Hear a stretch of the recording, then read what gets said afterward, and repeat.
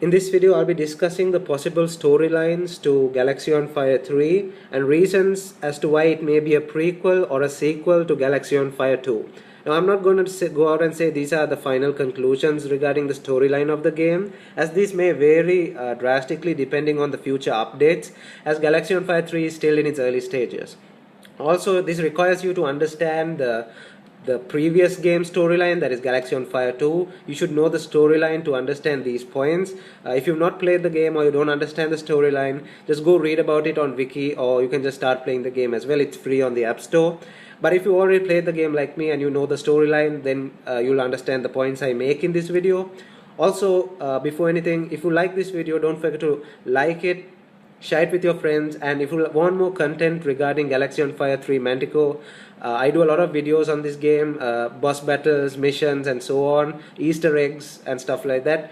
If you want to see more from that, please subscribe to my channel. And now let's get into reasons as to why this game is a prequel. Okay, reason number one as to why Galaxy on Fire 3 is a prequel to Galaxy on Fire 2 is it said here in this buyable pack in the store. This is the Legend of the Bloodstar. It's a spaceship that you can buy using the special currency. It states here that the Bloodstar is a battle-proven masterpiece of a ship originally piloted by a gang leader, I can't pronounce that, then by Keith T. Maxwell before he disappeared. Now, in Galaxy on Fire 2, he disappears from his original timeline in the beginning of the game and is fast forward to 35 years in the future. That's where the rest of the game happens due to a hyperdrive malfunction. So this kind of coincides with the fact that he disappeared from his original timeline, hinting at the fact that this game, Galaxy on Fire 3, may be actually happening in an older timeline to what happened in Galaxy on Fire 2. The second reason as to why this may be a prequel to Galaxy on Fire 2 is when you battle the underboss, that's Drak, D-R-A-K. When you battle him and finish, at the end of the mission, you'll get this dialogue between a grey alien scientist and the commander of the Manticore. They discuss so and so on different things, and it comes up to a point where the grey starts saying, the void will return someday, and we can't always count on a lone pilot to save us. Then the commander says, you better not be speaking ill of Keith, we owe that man a debt. That's kind of hinting at the fact that Keith no longer exists in this universe. So that also hints at the fact that he must have disappeared to the future, aka 35 years in the future, and that this storyline is actually in the past of Galaxy on Fire 2.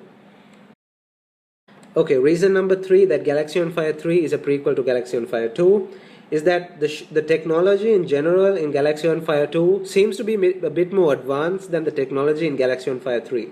Now, if you played Galaxy on Fire 2, you'll remember that the ships could fire all primary weapons at the same time. They could mount different secondary weapon slots at the same time. They could, like, up to about 4 secondary weapon slots in some ships.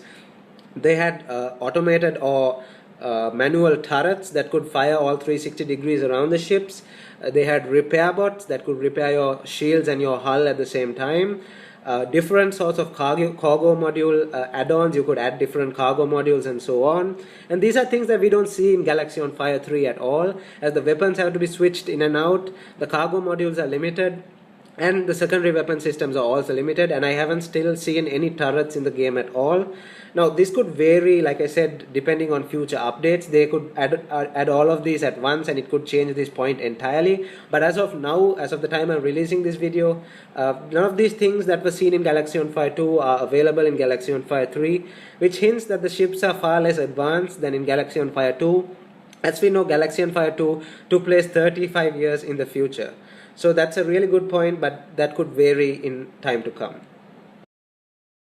Okay, now for the fourth and final reason as to why Galaxy on Fire 3 may be a prequel to Galaxy on Fire 2. This reason is the fact that jump gates still exist in the Galaxy on Fire 3 universe. Now, why do I say this? Because if you know the story of Galaxy on Fire 2, you'd know that jump gates in Galaxy on Fire 2 were made obsolete. It's because the main protagonist, that is Keith T. Maxwell travels to the Void Realm. The Void Realm is a different dimension where a species called the Void exist. He goes to their dimension using a wormhole and brings back these things called void crystals. They are purple color crystals, and each crystal has a miniaturized version of the universe inside them. So he brings them back to his dimension and hands them over to a gray alien scientist called Kado. And this Kado guy, he makes a drive called the Kado drive that uses energy cells to jump long distances of space without needing a jump gate. So it basically eliminates the need of a jump gate and a hyperdrive in general. So the fact that the need for jump gates were eliminated in Galaxy on Fire 2 hints at the fact that obviously if Galaxy on Fire 3 was a sequel to it, jump gates and hyperdrive won't exist at all. They'll just use the Cardo drive in Galaxy on Fire 3. But in Galaxy on Fire 3, there is no Cardo drive. They just use jump gates and hyperdrives. Now you'll ask why hyperdrives can't be used to jump long distances through space. It's because hyperdrives mainly are used for short hops between planets and close by solar system, nearing solar systems, planets and so on. Meanwhile, jump gates, which use a lot of energy, are used for jumping between vast distances of space, like different faraway solar systems and galaxies and so on. So the need for the jump gate was eliminated in Galaxy on Fire 2 and was replaced with the Cardo drive. And the fact that Galaxy on Fire 3 is a prequel is because there is no Cardo drive in Galaxy on Fire 3. It's still not been invented yet because it happens 35 years in the future in Galaxy on Fire 2. So this is a really solid point as to why 3 may be a prequel to 2, but again they could add the Cardo drive in a future update to Galaxy on Fire 3, which will completely change this point. So also don't take this as a conclusion to this topic. Now let's talk about reasons as to why this is a possible sequel to Galaxy on Fire 2. The reasons are very vague, and the sources I got it from can vary differently, and it's not really conclusive information, but it is information, and some people are actually talking about it and discussing it. So the first reason is, it says so on the wiki page, as you can see here.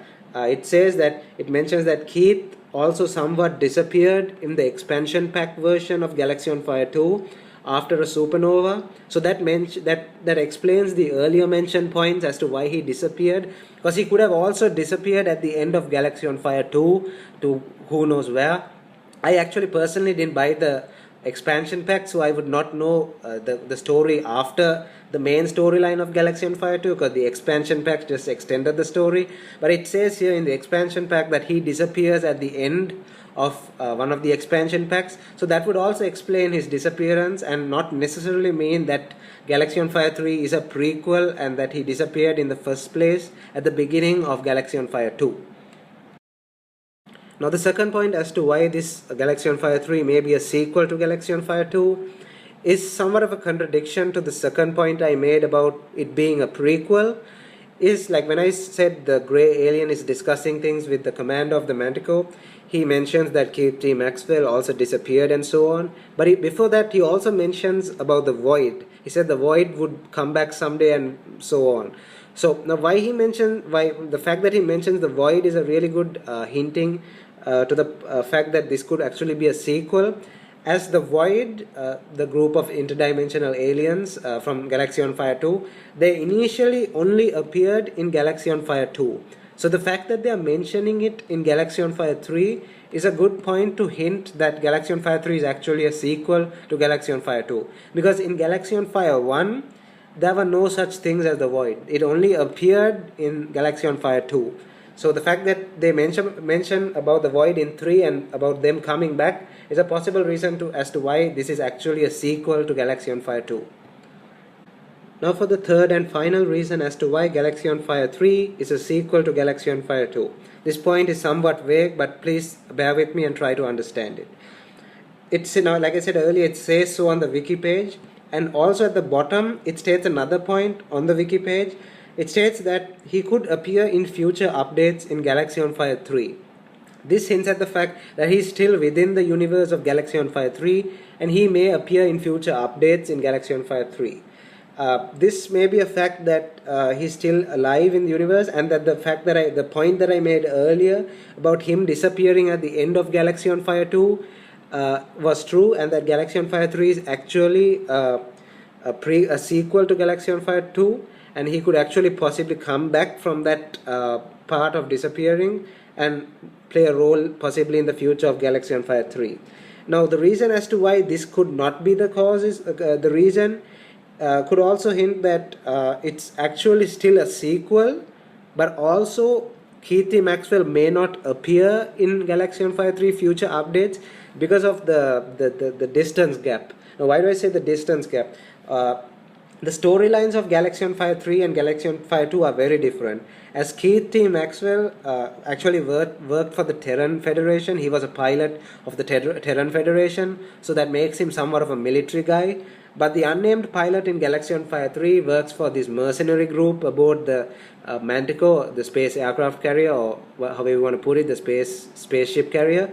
So Keith is a military man, and the guy in Galaxy on Fire 3, whoever he is a mercenary. So the fact that this actually takes place in a different sector, Galaxy on Fire 3 takes place in a different sector of space other than what happened in Galaxy on Fire 2. It's called the Neox sector, and it possibly could be just a sequel, but a standalone sequel with no connection to Galaxy on Fire 2 at all. So yeah, that's somewhat vague. I'm sorry I couldn't probably get that through to you very well, but please try to understand it. Yeah, but the other points stand as they are. And yeah, that concludes this video. Thank you very much for watching. Don't forget to like this video if you really liked it. Give me a big thumbs up on that like button. Also share it with your friends. And if you want to see more content from me regarding Galaxy on Fire 3, subscribe to my channel. And I hope to see you guys in my next video.